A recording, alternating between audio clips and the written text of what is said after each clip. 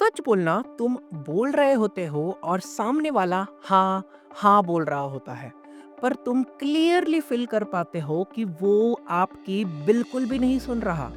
Phone देख रहा है, उसका माइंड कहीं और है। एनर्जी टोटली डिस्कनेक्ट हो चुकी है। अब मैं आपसे एक अनकंफर्टेबल सवाल पूछता हूँ। क्या प्रॉब्लम तुम्हारी इंग्लिश है? क्या तुम बोरिंग हो या फिर लोग ही यूजलेस हो गए हैं? अगर तुम्हें लगता है आंसर इंग्लिश या कॉन्फिडेंस है, तो ये वीडियो तुम्हारी आंखें खोल देगा। क्योंकि ट्रुथ ये है कि लोग तुम्हारी बात इसलिए इग्नोर नहीं करते क्योंकि तुम गलत बोलते हो। लोग तुम्हारी बात इग्नोर करते हैं क्योंकि तुम गलत जगह से बोलते हो।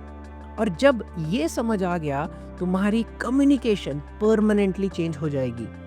पार्ट 1, लोग एक्चुअली क्यों बंद कर देते हैं सुनना। Let's remove illusions. लोग अटेंशन नहीं देते जब उनका ट्रस्ट टूट जाता है, और ट्रस्ट का मतलब सिर्फ ऑनेस्टी नहीं होता। मैं आज आपको एक 7 डेडली हैबिट्स बताऊंगा जो लोगों को सुनना बंद करवा देती है।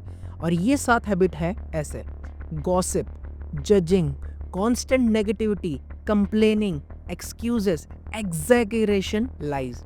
मैं सही हूँ, तुम गलत हो एटीट्यूड। अब तुम सोच रहे होगे मैं तो गॉसिप नहीं करता, पर एक सबटल ट्रुथ सुनो। जब तुम कहते हो कि आजकल लोग ही खराब हो गए हैं, ये भी एक तरह की जजिंग है, और लोग इंस्टेंटली डिफेंसिव हो जाते हैं। चलिए मैं आपको एक रिसर्च के माध्यम से समझाता हूँ। हार्वर्ड यूनिवर्सिटी के बिहेवियरल साइंटिस्ट ने ये फाइंड किया कि listeners subconsciously decides whether to trust a speaker within the first 10 seconds based more on tone and intent that words। मतलब तुम सेंटेंस कंप्लीट भी नहीं करते और सामने वाला ऑलरेडी डिसाइड कर लेता है कि इसको सुनना वर्थ इट है या नहीं। यह डिसीजन लॉजिक से नहीं होता, ये इमोशन प्लस इंस्टिंक्ट से होता है। पार्ट 2, एक सीन जो तुमने जरूर जिया होगा।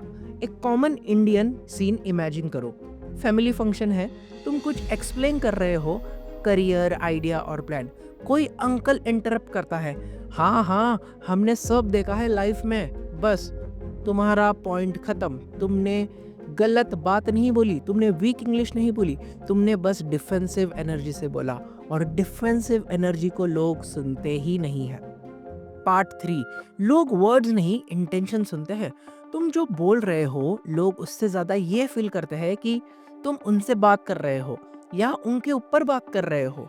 यहीं पे एक मॉडल आता है जिसका नाम है हेल मॉडल, HAIL।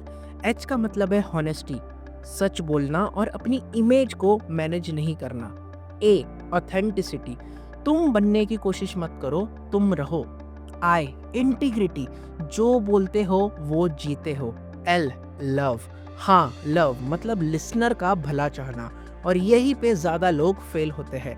एक रिसर्च के हिसाब से स्टैंडर्ड यूनिवर्सिटी की कम्युनिकेशन स्टडी कहती है speakers perceived as self serving lose listener engagement 3x faster than speakers perceived as listener focus. Simple words में कहूँ तो इम्प्रेस करने आए तो लोग डिस्कनेक्ट हो जाएंगे, सर्व करने आए तो लोग लीन इन हो जाएंगे। चलिए मैं आपको एक इमोशनल स्टोरी से समझाता हूँ। चलो आज मैं आपको ना एक सच भी सुनाना चाहता हूँ कि तुम बोलते वक्त ये सोच रहे होते हो कि मैं कैसे साउंड कर रहा हूँ, इंग्लिश गलत तो नहीं है, लोग जज तो नहीं करेंगे। इसलिए तुम्हारा फोकस तुम पे नहीं होता, लिसनर पे नहीं। और जब फोकस तुम पे होता है, कनेक्शन टूट जाता है। लोग ईगो नहीं सुनते, लोग प्रेजेंस सुनते हैं। नेक्स्ट पार्ट, वॉइस, सबसे अंडररेटेड वेपन।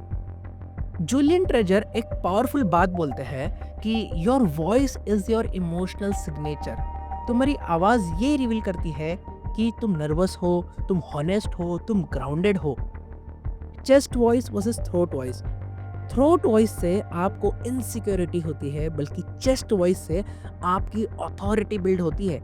इसलिए कॉन्फिडेंट स्पीकर धीरे बोलते हैं, पॉज लेते हैं, वर्ड्स को फोर्स नहीं करते, साइलेंस उनका फ्रेंड होता है। और एक यूनिवर्सिटी ऑफ कैलिफोर्निया की रिसर्च के हिसाब से lower vocal register speakers are perceived as more confident, trustworthy and competent regardless of content quality. इसका मतलब तुम क्या बोल रहे हो इंपॉर्टेंट है, पर कैसे बोल रहे हो वो उससे भी ज्यादा पावरफुल है। चलिए मैं आपको एक पावरफुल इंसिडेंट सुनाता हूँ। एक टेड स्टाइल इवेंट के साथ स्पीकर फ्लुएंट इंग्लिश में नहीं था, स्लाइड्स भी एवरेज थे, पर वो बोल रहा था I failed publicly and I don't want you to report my mistake. Room एकदम साइलेंट, क्योंकि वो जीता हुआ सच बोल रहा था, स्क्रिप्ट नहीं। एंड में अप्लॉज स्टैंडिंग था। इससे लेसन क्या मिलता है आपको? Polish attracts attention, truth commands attention. तुम्हारी कम्युनिकेशन का एक रियल शिफ्ट इस पार्ट में मैं आपको बताना चाहूंगा। आज से तुम एक चीज चेंज करो, बोलने से पहले पूछो मैं क्या प्रूव करना चाहता हूँ या मैं किसको हेल्प करना चाहता हूँ। अगर आंसर प्रूव है, लोग बंद कर देंगे सुनना। अगर आंसर हेल्प है तो लोग रुक जाएंगे। चलिए मैं आपको एक प्रैक्टिकल फ्रेमवर्क एक्शनेबल के साथ समझाता हूँ। नेक्स्ट टाइम जब तुम बोलो, step number 1, slow down. Confidence speed में नहीं, कंट्रोल में होता है। स्टेप नंबर 2, चेस्ट से बोलो, एक डीप ब्रेथ लो, आवाज नीचे लाओ। स्टेप नंबर 3, पॉज को रिस्पेक्ट दो। साइलेंस ऑकवर्ड नहीं होता, साइलेंस पावरफुल होता है। स्टेप नंबर 4, एक ही इंसान के लिए बोलो, क्राउड के लिए नहीं, यू के लिए बात करो। अभी कैमरे पे बोलने वालों के लिए मैं एक और चीज कहना चाहूंगा। कैमरा तुम्हारी एक्टिंग को पकड़ लेता है, पर कैमरा तुम्हारी सिंसेरिटी को भी एम्पलीफाई करता है। तुम फेक हो, आपको कैमरा एक्सपोज कर देगा। तुम रियल हो, कैमरा तुम्हें रिवॉर्ड देगा। इसलिए बेस्ट क्रिएटर्स परफेक्ट नहीं होते, पर वो हॉनेस्ट जरूर होते हैं। उसके बाद नेक्स्ट पार्ट है इमोशनल क्लोज। आखिरी सवाल, अगर तुम आज चुप रहे तो दुनिया का क्या नुकसान होगा? शायद कुछ नहीं, पर तुम्हारा क्या नुकसान होगा? तुम्हारी आइडियाज, तुम्हारी स्टोरी, तुम्हारा आवाज सब अनस्पोकन रह जाएगी। और सबसे बड़ा रिग्रेट होता है, काश मैं बोल पाता। और कम्युनिकेशन का सबसे इंपॉर्टेंट पार्ट आता है स्ट्रॉन्ग एंडिंग। तुम्हें बेटर इंग्लिश नहीं चाहिए, तुम्हें लाउडर आवाज नहीं चाहिए, तुम्हें चाहिए clear intention, honest voice, listener के लिए रिस्पेक्ट। अगर ये वीडियो तुम्हें थोड़ा भी हिट किया हो तो कमेंट में लिखो I speak to connect not to impress. और याद रखना, लोग बेस्ट स्पीकर को नहीं फॉलो करते, लोग रियल स्पीकर्स को फॉलो करते हैं। एंड मैं आपको मिलूंगा नेक्स्ट वीडियो में।